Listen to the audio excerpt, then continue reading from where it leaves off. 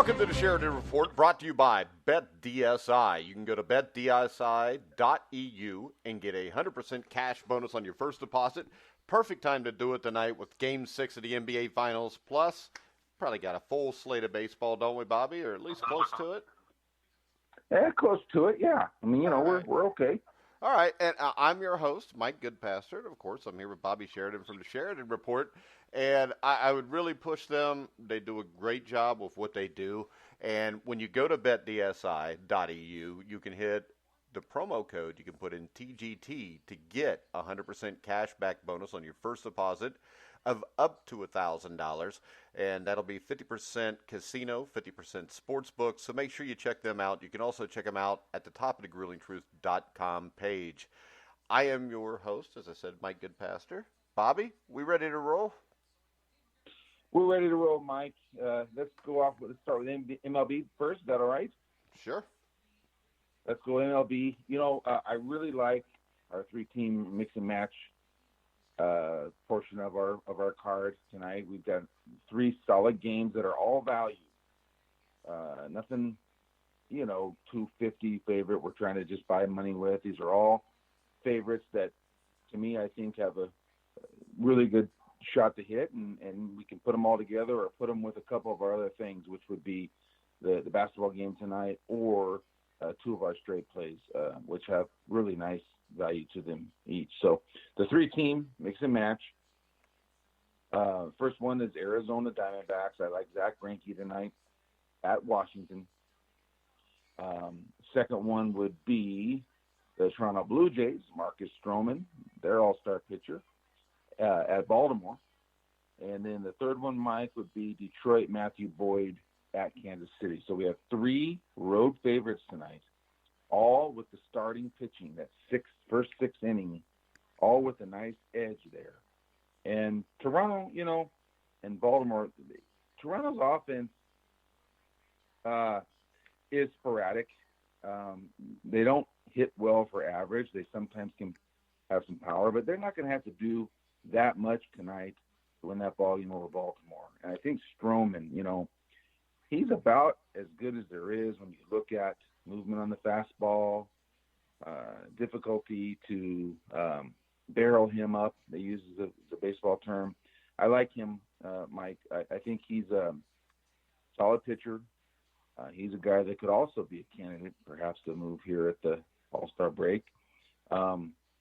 He's giving good performances. So I think Toronto's a pretty safe play. We had Baltimore yesterday, and we got really disappointed in their loss. They lost 8-6. So we're going to hit Toronto in that matchup today. And as far as Greinke, well, we all know how anybody that follows me or watches my Twitter or anything over the years personally, Zach Greinke's one of my favorite players of all time. He can beat you in so many ways, with his glove, with his bat. And I like Arizona tonight. Arizona's a team that's sticking in there really well. And he gives them as good a chance as anybody on a nightly basis. So anyhow, Mike, and then Matthew Boyd, the Tiger-Kansas City Royals at AL Central, they're very similar. And we had that game yesterday. We did have Detroit, and we got that win, and we talked about the Tigers and the Royals are in a pretty similar positions.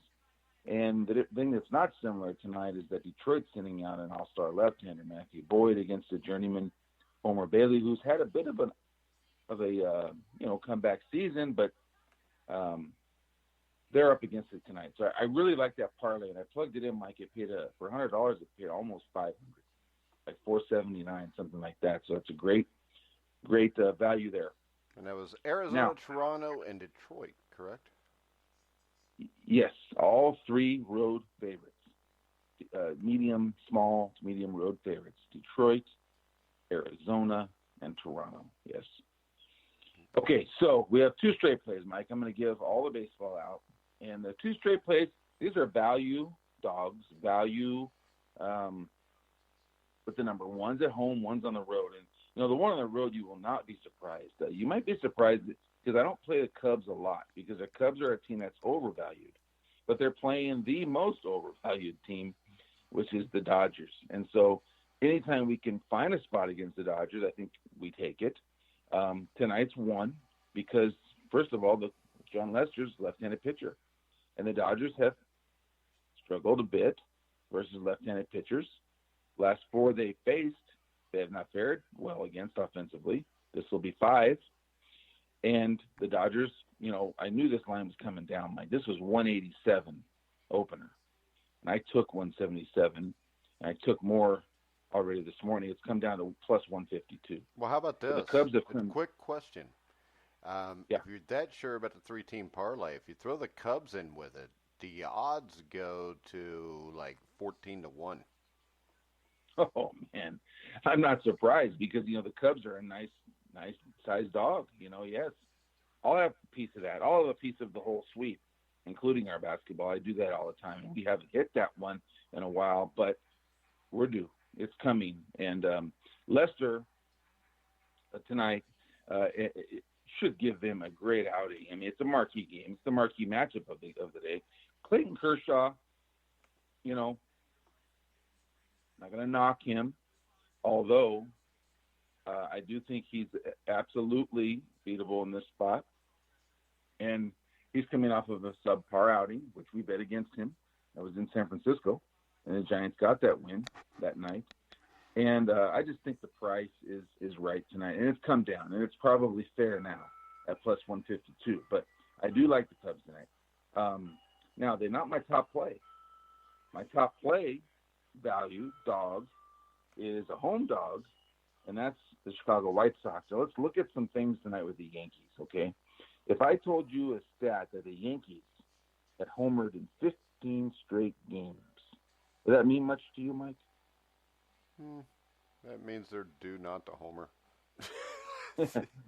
That's what I agree. I agree with you. They're due not to homer, number one. But what if I told you their record in those 15 games was 6-9? Yeah. It used to mean that when your offense is hot and you're hitting the long ball, you're but probably, now you got nobody on base most of the time. Yeah, nobody on base, number one, or number two, hitting the long ball doesn't mean as much as it used to mean. Everybody hits the long ball. Tell me a major league game out there that's not getting 2-3 home runs. Shit, they're up to 14, 12. What was it? 13 the other night. 13 in one game the other day. And so anyhow, it used to mean you're 12-3 in those 15 games because baseball is about pitching and playing defense. That's what it's about. And when you hit the long ball, that's great. I mean, those are quick runs. Earl Weaver, right? Pitching, defense, and a 3-run homer. Well, Yankees they were 32-10 their previous 42. Now they hit a snag 6-9. Bullpens broke down a little bit. Starting pitchings broke down a lot. And all of a sudden, they're not playing as good a ball as they were.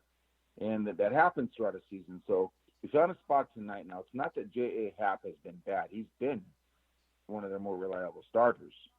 But the price isn't there. See, this price is now up to minus 186. And so it means you're getting the White Sox at plus 176. So the White Sox, something like the opposite. I want to say something like 11-6 over their last 17, something like that. And this is the team that I have projected to come out of the pack in the AL Central. By this time next year, I think they'll be in the mix with the Twins at the top of that division. So, okay, Ivan Nova, can he give us a shot to win that first 6 innings or be right there? Turn over the bullpen. Chicago's got power, right? Not the Yankee kind of power, but the Chicago White Sox have power. Well, Ivan Nova was a former Yankee. He pitched 6 years for them. And if you go back, and that's to me always meaningful, pitching against your old team. When you go back, you look at Nova's last 7 starts. I'd take 6 of them tonight. If you tell me he would take an average of 7 of his last 8 starts, I would take it tonight. And I think we have a big shot to win this game at plus 176. He had 1 really poor outing, 6, 7 really fine outings. 3 earned runs, 2 earned runs, only 1 walk, 8 hits in 6 innings, but 2 runs and, 5 strikeouts and a walk, 3 runs. That's fine. That'd be great. So give us that outing tonight. Yankees are struggling. They're waffling. He used to call it waffling. They're waffling right now. J.A. Happ, good, solid pitcher, not an ace anymore. White Sox get this win tonight at home. This is my top play. and this is plus 170. It's become even more since the lines jumped up. So I like it even better. All right, So I got a listener question, and this is sure. Derek from California. He wants to know what you think about the Padres at the Rockies tonight. I think that's Matt Strom against John Gray. Yeah, hey, great question. That's a game I was just checking out. There was no line on this game as of last Right night. now I got Rockies minus 147. Right, and I got 141 on mine. So yeah, you're looking at Rockies are playing great baseball right now. So I wouldn't want to take the Padres. So to me, I would be looking at, okay, I'm not on the Padres. They're waffling right now. They just threw up a really poor series at San Francisco. I do believe that their coach is in trouble at the end of the season. I think that they're going to look towards going in another direction, towards a more experienced manager that's proven and maybe won a World Series. Okay, you got Socha out there. You got possibly Bochy. I know I'm getting off track. But the bottom line is San Diego's going to win. They're ready to win now. Not only is their farm system loaded, they've brought some of those guys up. They're getting some good seasons from guys like Hunter Renfroe. Okay, Machado's had not that great of a first half, but they invested in Machado. They invested in Hosmer. They've got an all-star closer again who they might move, which would be smart. But bottom line is they're right there ready to win, and they've struggled. They're not playing as good as they need to be. Colorado's put it together. I think Colorado, what are they, 10? The home record has been great as of late. I forgot the stat I read on that, but, bottom line is they're playing good baseball. I wouldn't bet against Colorado. Now, Colorado, Arenado was hit last night by a pitch, and X-rays were negative. He's questionable. He's a game-time decision. We'd like to have him in the lineup tonight if we're on Colorado. I decided to pass the game and not add them as a mix and match. So to me, I'm on Colorado or nobody. That's the short answer. So it'd be one maybe you add to a parlay.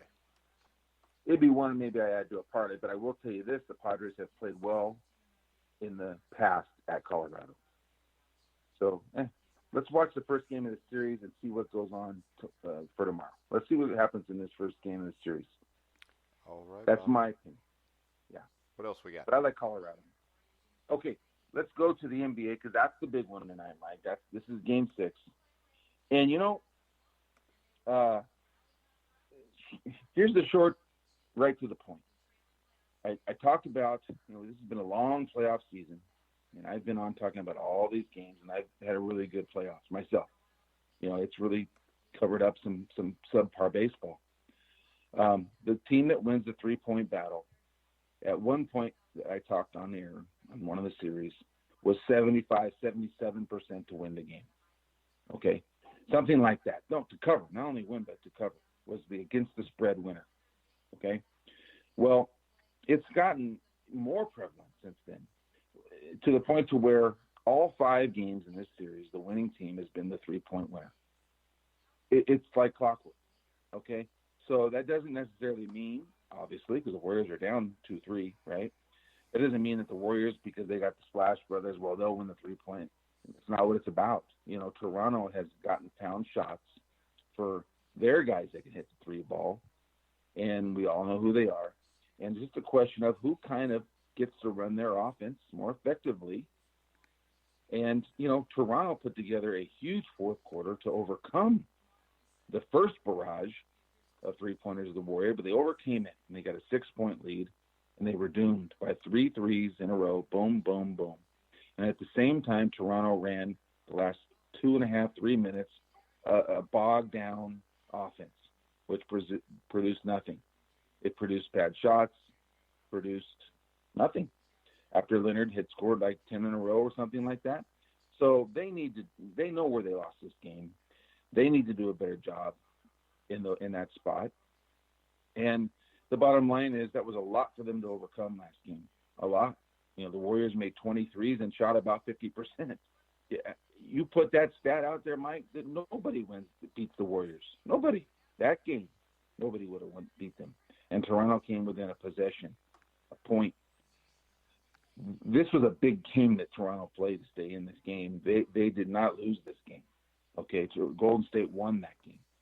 And now they're going to go on the road and be refocused on this series. There's no more Durant talk. There's no more talk of this, that, or anything else.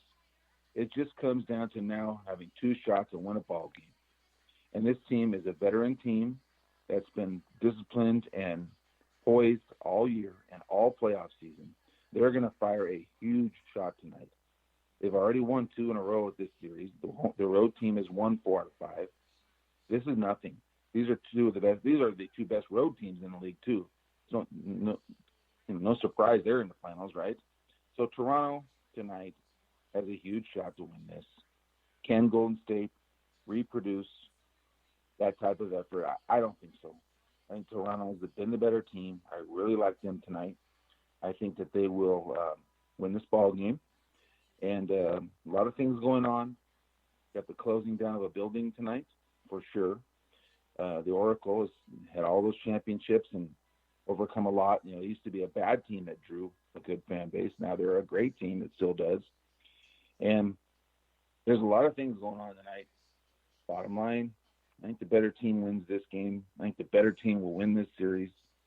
And for the Warriors, if they're overcoming just odds that are insurmountable. 33 out of 34, only one time, and it was against them. 3-1 edge has come back. It's against them. It was the Cleveland. It beat them a couple of years ago, so they know it can be done. But Toronto's too good. So Toronto's going to win this game tonight, Mike. They're a top play for me, and if they do, be a big score for me personally because I have them winning in 6 at 12-1 odds. So I've got them winning the series at plus 255.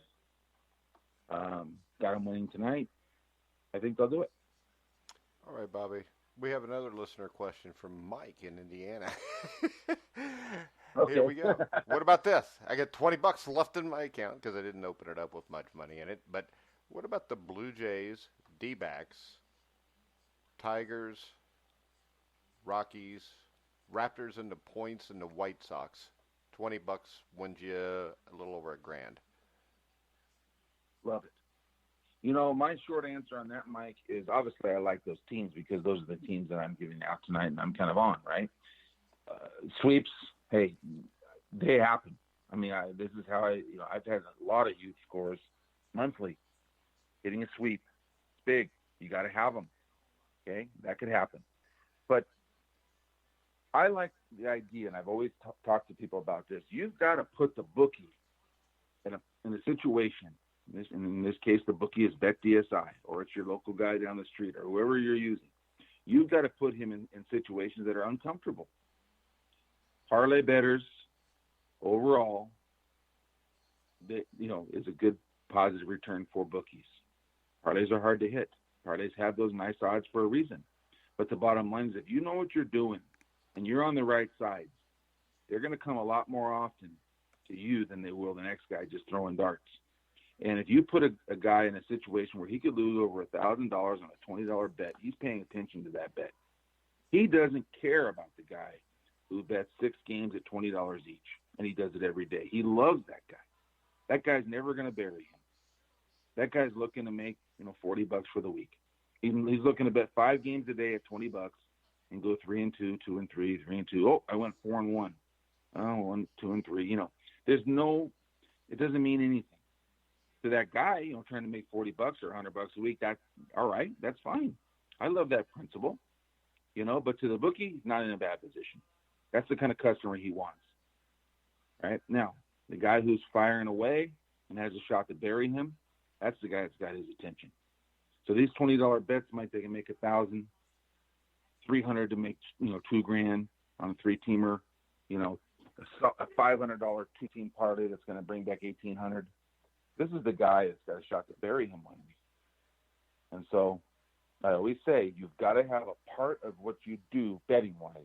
It's got to put that bookie in a position where he's paying attention to your action. So a part of what you do, I think, has got to be this. So, yes, I love it. All right, and I would say this. If you were going to go to Bet DSI, put $1,000 in, and you get $1,000 back, and half of that is sportsbook, maybe just take that $500 and in $20 increments and bet it like that, because you're bound to hit one if you know what the hell you're doing before you run out anyways. And you hit one, you've just doubled your money at least. Absolutely, Mike. And then you've got your $1,000, let's say.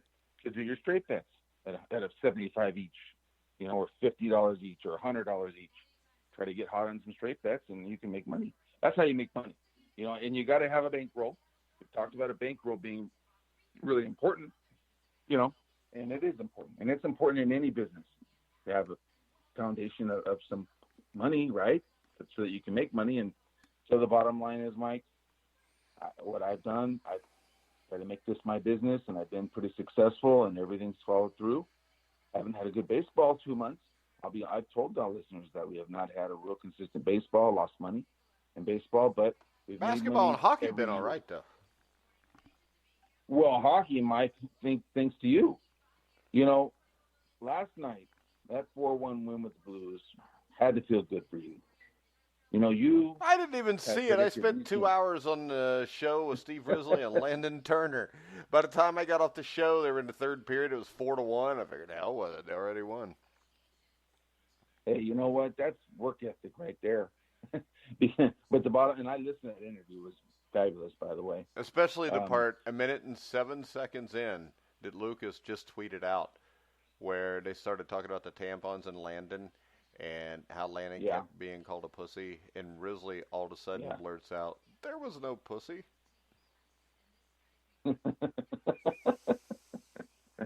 I don't know.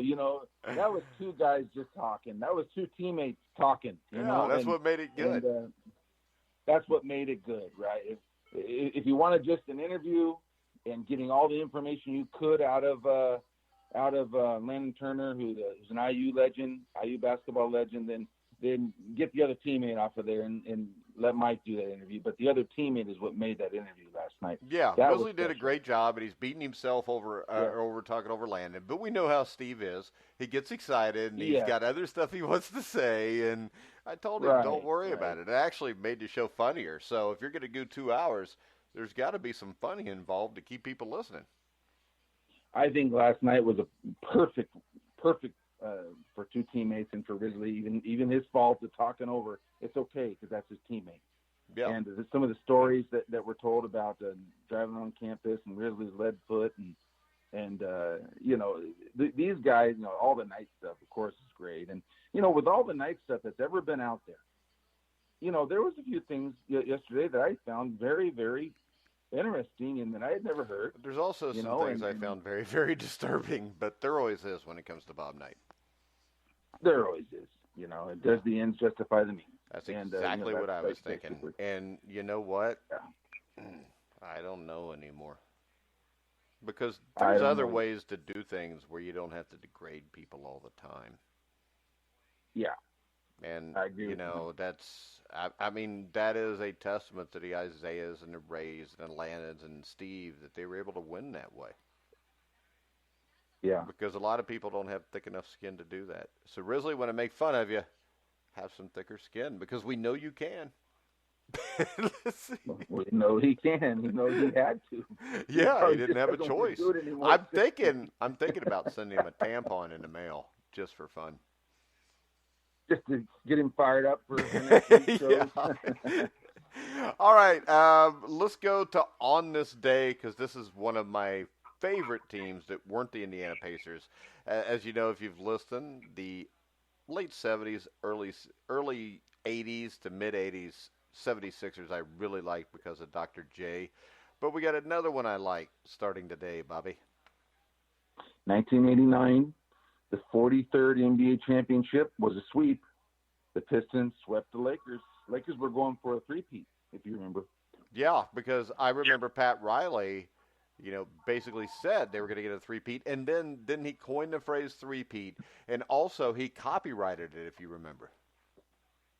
Oh, no, I didn't know that. Yeah, he copyrighted that bad boy, and everybody uses three-peat.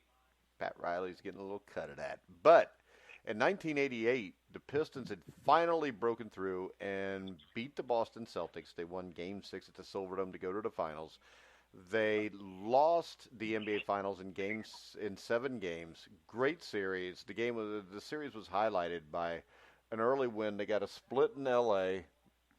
They come back. Detroit ends up splitting with L.A. again, though. And this series goes to 3-2 Lakers.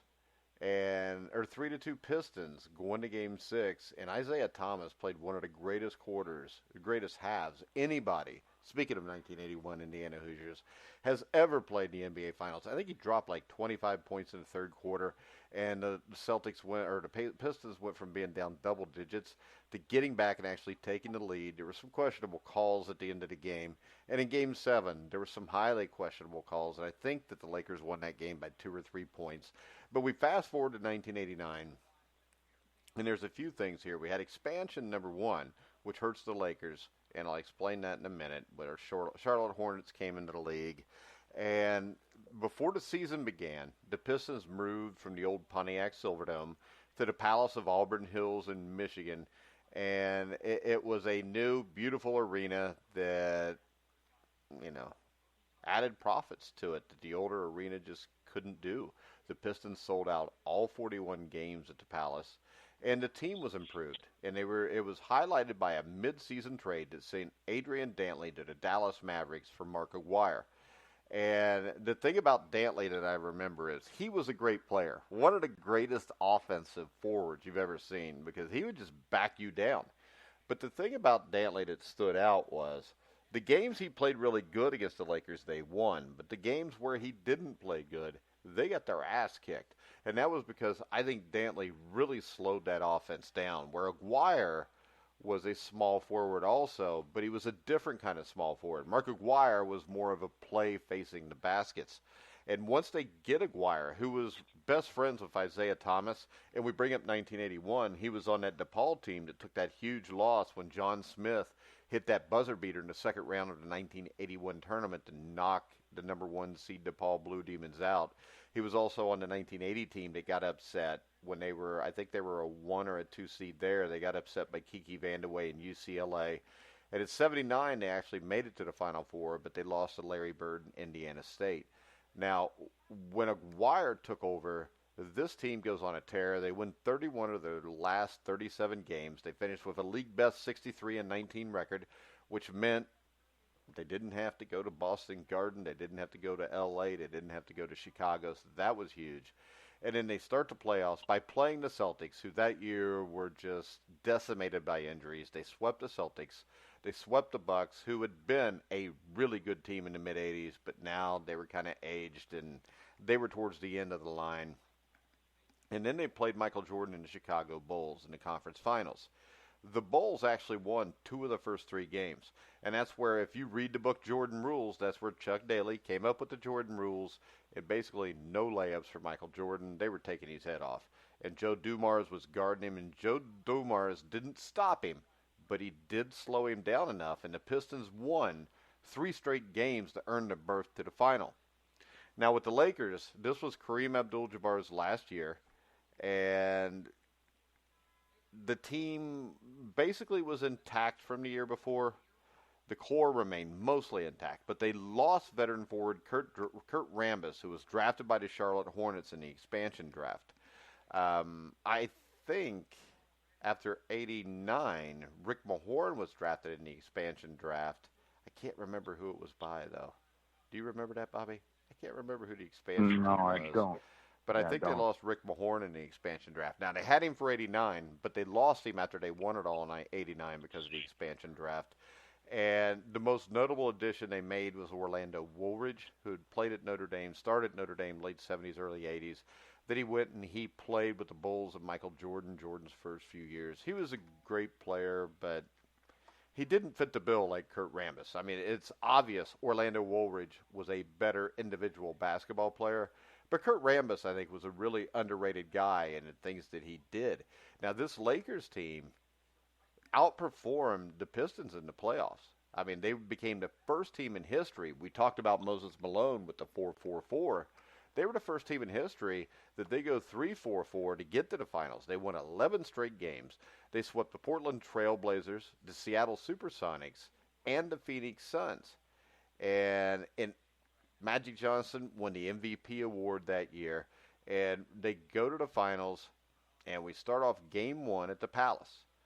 And the big thing here, a huge injury. Just before Game 1, Lakers guard Byron Scott suffered a severe hamstring injury in practice. And injuries would be the calling card of this series, especially in the first couple games.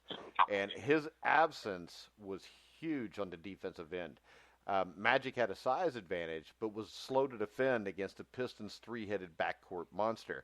And really, this is the team that I think really resembles, at least in the backcourt, what the Golden State Warriors had today. You had Joe Dumars, Isaiah Thomas, Vinny the Microwave Johnson. And the problem was now you had the sixth man, Michael Cooper, who was a really good defensive player, a great shooter, would have to play more minutes. And rookie David Rivers, you remember from Notre Dame, David Rivers was a great point guard in college. And they had Tony Campbell, but he didn't play that much that season. And without Scott's ability to quickly change and help on defense, the Pistons guards just destroyed the Lakers in Game 1. I think all three of them had 20 points or more. And with 6 minutes left in that game, they were up 20. The final score was 109-97. That brings us to a huge pivotal Game 2. And the Lakers snapped back, even without their players. They pounded the boards. They took a strong first quarter lead. But then Joe Dumars kept the Pistons in the game. He scored like 24 points in the first half, ended with 33. And he kept Detroit close. They were only down 6 at the half. Another key period is about halfway through the third period. Major misfortune comes as John Salek blocks a Michael Thompson shot, which started a fast break for Detroit. Johnson dropped back to play defense, and in doing so, pulled his hamstring. Now, the Lakers were up 75-73 at this time, and Magic was visibly hurt, visibly frustrated and upset, and basically there's no Magic Johnson. But even without Magic, the Lakers pushed this lead to 90-81 late in the fourth quarter. And then the Lakers I think they missed like 2 or 3 layups. They committed a couple stupid fouls. And then Detroit tied the game. Then they went up by 7. But this Lakers team, this is why in 87 they were one of the greatest teams ever. Because even in 89, most of this roster is the same. And they came back, cut it to 2. And the Pistons, if I remember right, committed a 24-second shot clock violation, which gave the ball to the Lakers with 8 seconds left. James Worthy drives to the basket and was fouled, giving him an opportunity to tie the game. But he was the finals MVP in 1988. He misses the free throw. And that was pretty much it. Isaiah Thomas hit a couple free throws. Detroit wins 108-105. So now the Pistons have a 2-0 series lead going back to the Fabulous Forum. They were going to be without Byron Scott and Magic Johnson. Now, Magic tried to play, but the pain in his hamstring was too much. He left Game 3 like 5 minutes in with the Lakers up 11-8. This is where the Lakers once again showed how great they were. A heroic effort by James Worthy. He scored around 30 points. And 42-year-old Kareem Abdul-Jabbar, Jabbar at the age of 42, scored 24 points, 13 rebounds. And Michael Cooper ran the point in this game. He had 13 assists, 15 points. It still wasn't enough, though. And Dennis Rodman was suffering from back spasms, because I remember Rodman during Game 3 where you'd see him laying face down on the court on the sideline trying to stretch his back to get the back spasms to come out. Yeah. And Vinny Johnson played one of his great games. He dropped 14 in the fourth quarter. Isaiah pitched in 26 and 8. And they ended up holding on 114-110. I didn't get to see this game live, though, Bobby. I had to videotape it because you ever hear of the Gus Macker basketball tournaments? That does sound familiar, yes. All right, it used to be huge. Sports Illustrated did a story on it, but they had tournaments all over the country, these 3-on-3 tournaments. And me and a couple of my buddies were actually playing in the tournament the day of Game 3. And I was really upset because I love this Pistons team. And see, the thing is this. My team wore blue, so I had a Pistons jersey with number 11 on it, but I still stuck with no name on the back because I don't put another man's name on my back. But we actually advanced all the way to the finals in the main college bracket. We got beat in a championship game, though. That was not my fault. That was Mike Wilson's fault. His turnaround jumper just wasn't falling that day. If you're listening to the show, I haven't talked to you in 20 years. I don't know where you live. Hopefully it's not close to me. Then we go to game 4. And basically the Pistons beat them 105-97. The thing I took away from this series, though, was the heart that Lakers team played with. And basically the game was ended on a Bill Laimbeer jumper from like 20 feet away at the 28-second mark. And that was pretty much it. But the heart of that Lakers team, even though they lost, is the thing that I most readily take away from this series. And this was the first NBA Finals that ended in a 4-game sweep since the Finals went to the 2-3-2 format in 1985.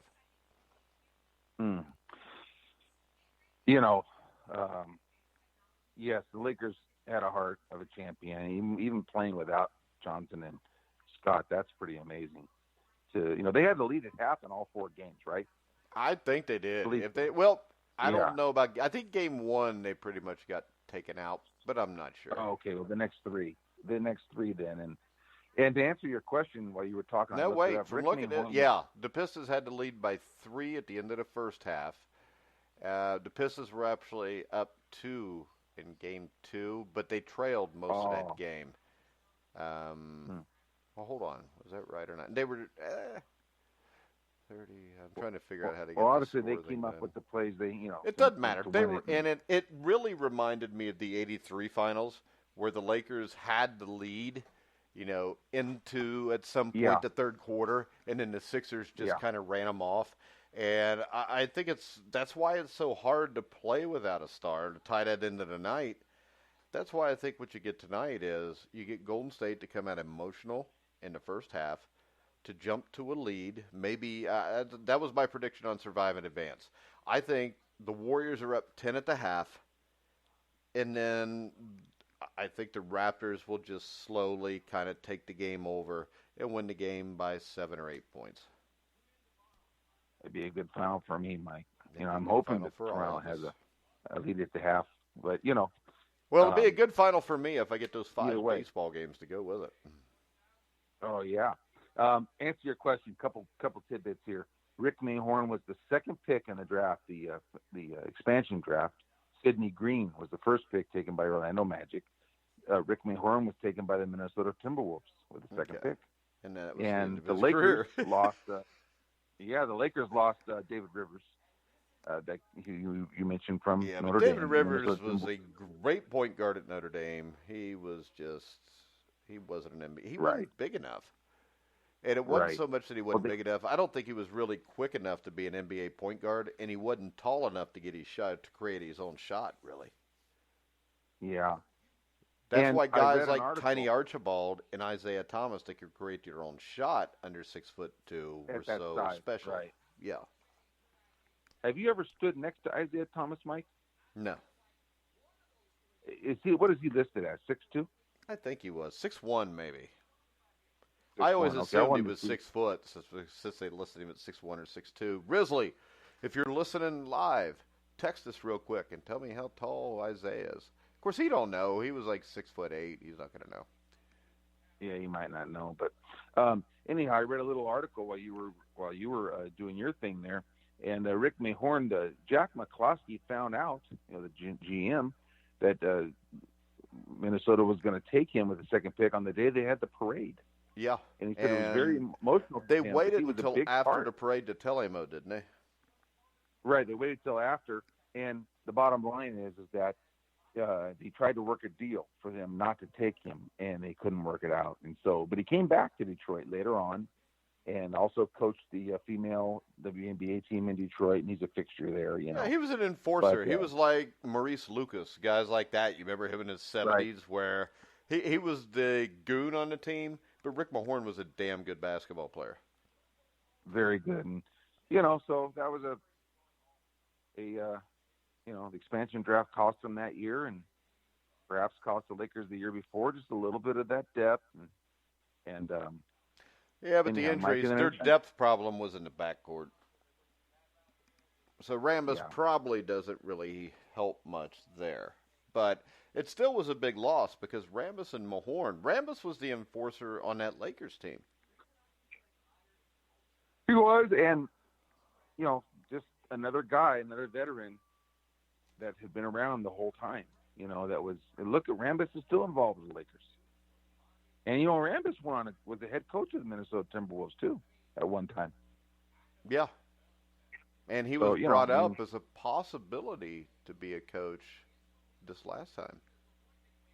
Yeah. And so anyhow, NBA stuff. Well, tonight's all that matters, so it'll be a great game, and Leonard, I think, will get the MVP after tonight. But I think the key to tonight's game, and I'm going to go back to him, is Marc Gasol. That's my key to the game tonight. So let's see if he can have a great game for us. Another tidbit: the U.S. Open starts today, Mike. On my report, I'm cheering for Jimmy Connors. I think he can beat McEnroe this year. Not the tennis one, Mike. Oh, I'm talking about the golf one. U.S. Open. You were joking, right? Yeah, okay. Whatever. Ricky Fowler is leading it right now. He shot his first round, just ended, -5. He's on top. Guess who's second? Oh, he just dropped a shot as we're talking. Guess who's tied for fourth? I just want to know. I really have a problem with something you said, Bobby. We need to get this out in the open right now. You said while you were talking, I was reading an article.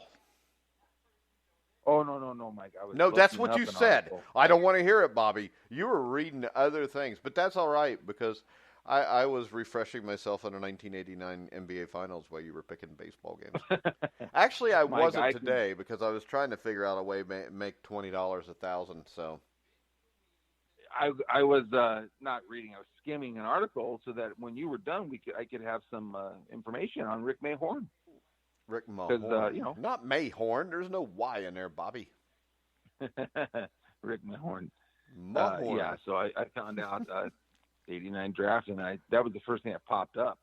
So I had to skim through the article before they actually told me the answer to that question. So I was not. All right. I was following along the whole time, Mike. And remember, I'm just giving you a hard time. Follow the Sheridan Report at Sheridan Report on Twitter. Go to the SheridanReport.com. to get Bobby's top play today for $5, get the entire Sheridan Report for $10, or the entire Sheridan Report for the entire month for $50. Also, when you get that report, go to betdsi.eu, use the promo code TGT. Once again, TGT. To get up to 100% cash back bonus up to your first deposit of $1,000. You can also go to thegruelingtruth.com and click on the banner at the top of the page. If you like listening to this show, you like the information you get, just go click on it. I mean, sign up. Even if you don't want to do it, just put $50 in because that pays us. And it doesn't pay us the $50. It actually, gets us more than Bet DSI gets at that point. But I do like the interface better than the places we've used before. And I do highly recommend it. I think the odds are much better than what we got on the former place. So if you get a chance, go check out Bet DSI. Also, go to our Facebook page. Our Facebook page, a little example, is in the past few days, you could have watched Holmes Cooney, Holmes Norton. Hell, you could watch the 1976 Penn State-Ohio State game. We've had over 50,000 views on our videos in the last week. The big thing there is every 1,000 views, they would give us $5. But the problem is you got to have 10,000 followers. We got a little over 5,000. So if you want to help support us, let's do this. Your payment for listening to this show is to go like our Facebook page. And if you could, we'd really appreciate you sending an invite to all your friends. That's all we ask. We're not asking for anything but that because we get that up to 10,000. The money will come in, and if you have a boxing match, a college football game, a college basketball game, an NBA game, a Major League Baseball game that you want to see from the past, send me a message on Twitter, a direct message. Tell me what game you want to see, because chances are I've got it, and we'll put it up. You can see it. That's something you can't get from any other Facebook page that I know of. So make sure you check out our Facebook page. Also, Bobby, if you go to our Facebook page, if you'd use Facebook, you could have watched the original broadcast with Drac Brickhouse calling a game between the Los Angeles Dodgers and the St. Louis Cardinals from 1959. Oh, wow. I'll have to And do that. it's actually That's pretty cool, huge. too. So, all right. Yeah. And we had, I think, like 3,000 or 4,000 people last night. As an example, Golden State Warrior fans, about 11 o'clock Eastern, we posted Game 6, Golden State Warriors at home against the LA Lakers with Kareem from 1977. Game 6 of the Western Conference semifinal. I think we had 6,000 or 7,000 people on there watching that then. So just make sure you go check out the Facebook page for The Grueling Truth on Facebook. All right, guys. You can hear all of our shows on iHeartRadio, iTunes, TuneIn, Spreaker, Stitcher, Spotify. Wherever you find sports podcasts, you'll find The Grueling Truth. So for Bobby Sheridan, I'm Mike Goodpastor. You've been listening to The Grueling Truth, where the legends speak.